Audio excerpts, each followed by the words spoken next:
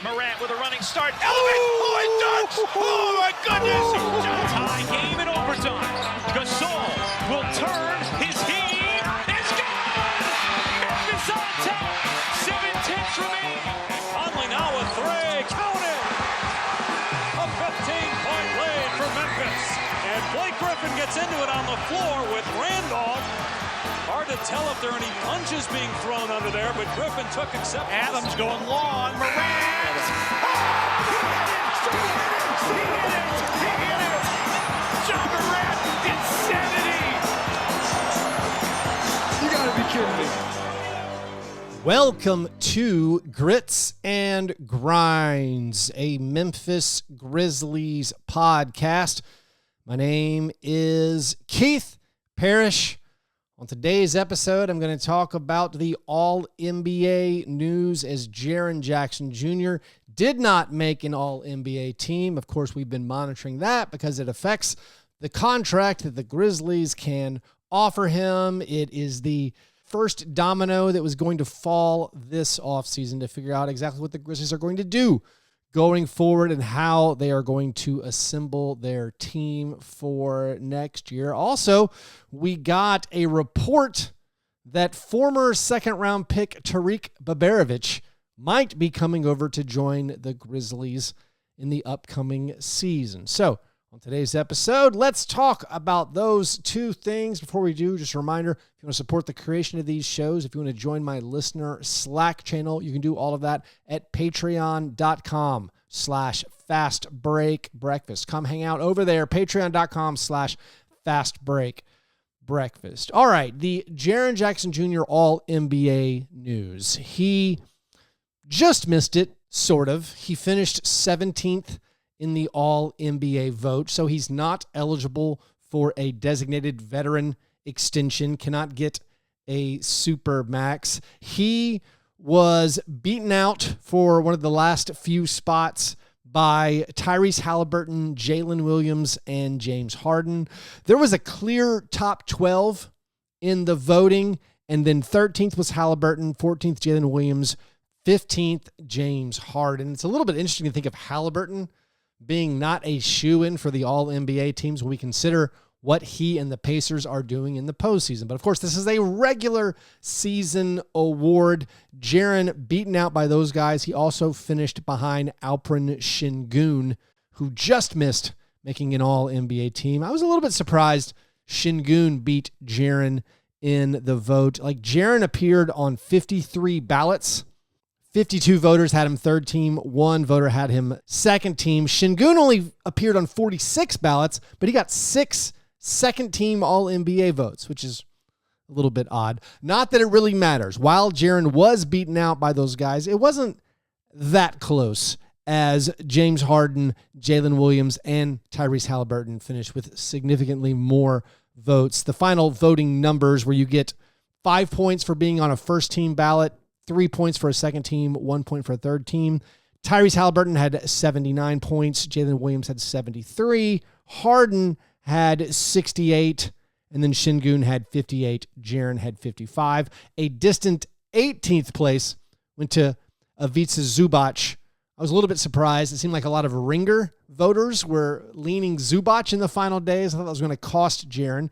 Turns out it didn't really cost Jaren. He needed a lot more votes to get on that third team. So now Jaren is not Supermax eligible, which on the one hand remains honestly a little bit good for the Grizzlies when you consider the fact that they might have to offer him a 35% max because that is what he could demand. Not that he would take it, but I guess you could look at the bright side and say at least they don't have to consider doing that, but it's mainly bad news. It would have been much easier to keep Jaren. They could have offered him a contract starting in the 2026-2027 season, starting at 30% of the cap.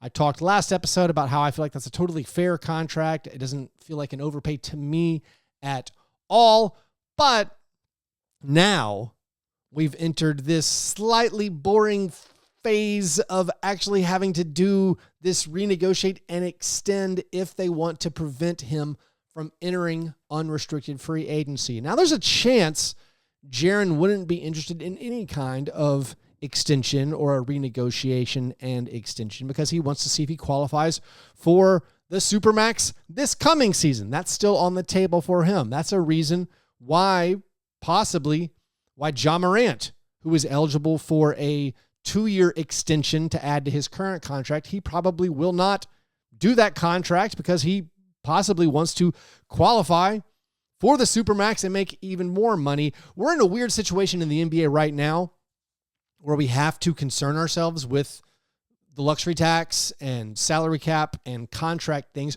We're in a weird situation where it's sort of bad for teams if your player makes an all-NBA spot if that player isn't like Nikola Jokic or Giannis Antetokounmpo. If like Cade Cunningham now gets more money on his extension because he made an all-NBA team, that makes it harder for the Pistons to build a competitive roster around him. So again, you want the players as people to get their money, but it's weird the way the NBA has set up what feels like a punishment system for these teams if these contracts balloon up when you make this all-NBA honor. So going back to Jaren, he might want to see if he can qualify for an all-NBA team, but I think the Grizzlies could offer him a competitive contract if they do some of this renegotiation and extension we've been talking about a lot recently. The long and short of it, and I guess I've been over this a lot, but I feel like I have to repeat it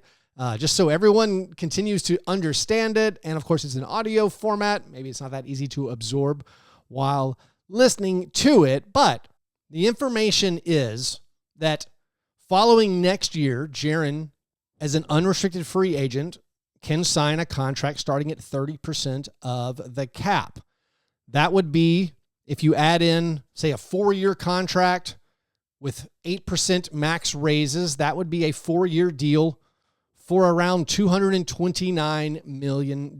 It would start at $51 million in the first year. Over 5 years, if it's a 5-year extension, that'd be close to $300 million. The salary figures are eye-popping, but again, as a percentage of your cap, I think it's just the price of keeping elite players. I have no issue calling Jaren an elite player. He's a top 20 player, top 25 player. That's the price of keeping those guys. Now, Jaren's contract that he's on right now is scheduled to pay him $23 million next year. The Grizzlies cannot give him an extension that is anywhere close to that free agent contract that he could sign when his contract expires. That's why we get into all this renegotiate and extend discussion.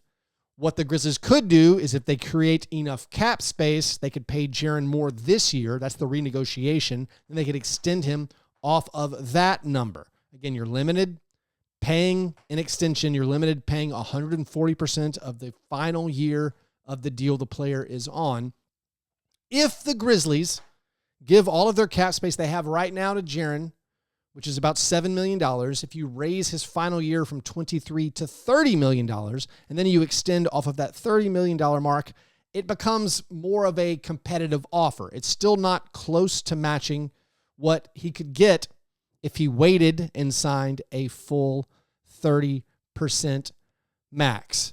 So that's the boat the Grizzlies are in. If the Grizzlies could clear, John Konchar's salary off the books, then the amount they could offer him, say raise him from 23 to 36 next season, and then extend off of that $36 million amount. Then if you add up the next 5 years of Jaren's contract, the final year of his deal, if you renegotiate that, and then add in the new contract with an extension based off that new number, then the numbers basically match up. And we're going to guess that's what the Grizzlies are going to try to do this offseason. They're going to use their salary cap space to pay Jaren more. Maybe just that. I've been thinking maybe just if you bump him up by the current cap space number you have right now, which includes a Santi Aldama cap hold, because you want to bring back Santi Aldama. We need to maintain our current talent level. I'm not about moving off of players who are proven NBA guys. Like, we need to get more and more NBA caliber players. Santi Aldama is that. So you want to keep Santi Aldama, and you also want to keep Jaren. And also, by the way, you want to get other players who are good. That's, I guess, a story for another day. But I've been thinking, if you could bump Jaren up to $30 million this year, could you sign him to a 3-year extension with maybe a player option on the last year? I believe that's legal, and that would give Jaren the opportunity to go ahead and get paid more this upcoming season, go ahead, lock in 2 years of a new contract where he's making a ton of money, and then you give him the option to opt out after 10 years of service in the NBA, and then he'd be eligible for an even bigger contract. Maybe that would be an option or a different option than offering him a full 4-year extension. Another option that not many people are talking about is not giving him an extension, just playing it out, just using your cap space. I mean, it's not a lot of cap space, but as a cap space team, you get a few more avenues available to you when you're making trades. You can facilitate other teams' trades. You could bring in some mismatched salary. You could pick up some assets. You could maybe pick up some players that could help you next season and in the coming seasons. They could be a player in a lot of the deals that are going to go down this summer. Shams Charania saying it's going to be one of the wildest summers of movement in the NBA ever. And you think about all the guys who could be on the move, like if Giannis Antetokounmpo is going to get traded, if Kevin Durant is going to get traded. You think about the Sixers, who ended up with the 3rd pick. Maybe they're going to trade people to try to get involved. Are the Lakers going to make a move now they have Luka Doncic? There's a lot of things out there. Of course, there's the Celtics looking to shed salary and dealing with Jason Tatum being possibly out for the entire next season. You look at the Cavaliers. They're very, very expensive. They're probably going to be trying to move guys. So many things are going to happen this summer as far as player movement. If the Grizzlies are one of the only teams under the salary cap, not limited by some of the rules of transactions in the CBA, they could use that to their advantage and maybe pick up some assets. That, of course, would mean letting Jaren go into unrestricted free agency. You could still re-sign him. You could still pay him more than anybody else can pay him. It just maybe feels a little bit riskier. Playing out the year, seeing what happens, and not having Jaren locked down. Now, as far as Jaren missing All-NBA, it feels ironic, which I'm not sure that's the right word. It's just interesting how if the Grizzlies hadn't fallen off a cliff this year, if they hadn't totally tanked after the trade deadline, Jaren would have, I think, easily made All-NBA. I think around that time, most analysts had him somewhere on the second team. He was a clear-cut second-team All-NBA guy.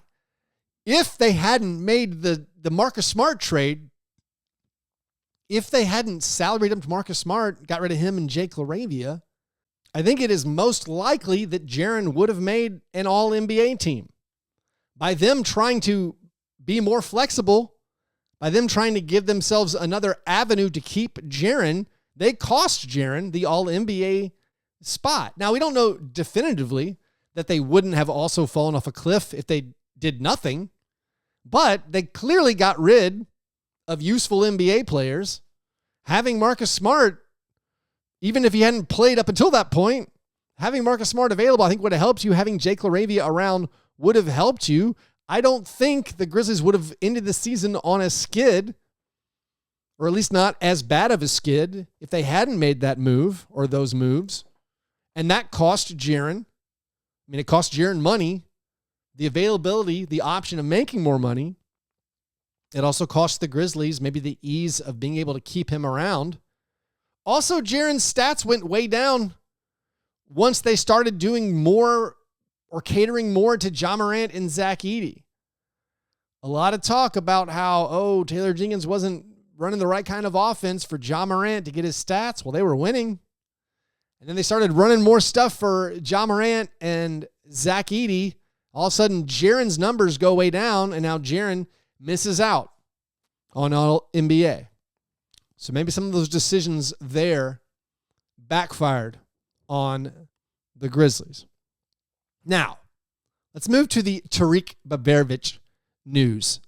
This is an interesting bit of information that there is a report that he is going to leave Fenerbahce after winning the EuroLeague title. Of course, Tarik was drafted in the second round several years ago. He is a three-point marksman.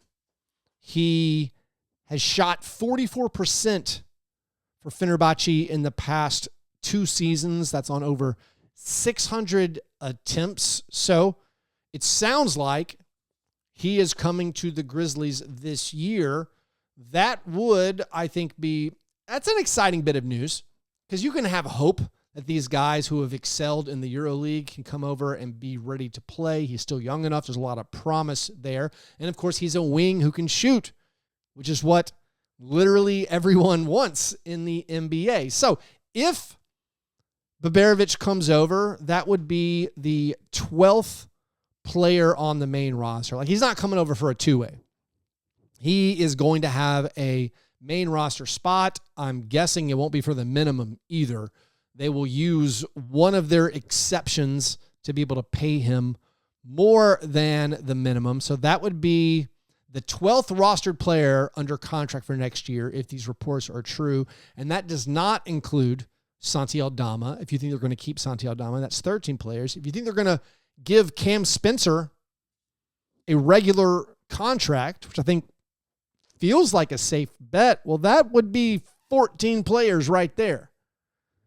That might be your team. I mean, I know there's a report that like TJ Shorts is coming over from Paris basketball. I don't really believe that.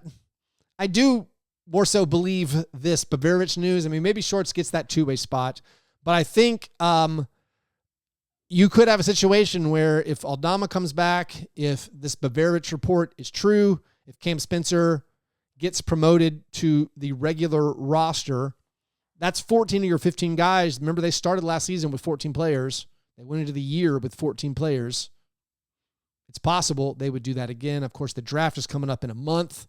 They have a couple of second-round picks. Maybe one second-round pick goes on a two-way. Maybe the other is another draft and stash. Not really sure. But the roster is starting to come together a little bit. But right now, there, of course, is nothing official about this. Just a few reports from Europe that there's another late second-round pick for the Grizzlies that might be ready to contribute and help the squad out. And with that, I think that's all we have to go over for today. There's not much going on. I mean, the amount of content we're squeezing out of these Jaren Jackson Jr. renegotiate and extend talks, it's a bit too much, frankly. Hopefully we get some real news soon. Again, the draft is a month away, and then when the playoffs wrap up, things will start, the news will start tumbling out, and we'll have a lot more information, a lot more stuff that's fun to talk about at that point. Anyways, thank you all for listening. Thanks, of course, to the Patreon supporters over at patreon.com/fastbreakbreakfast. Hope you guys have a great day. I'll talk to you soon. Go Grizz.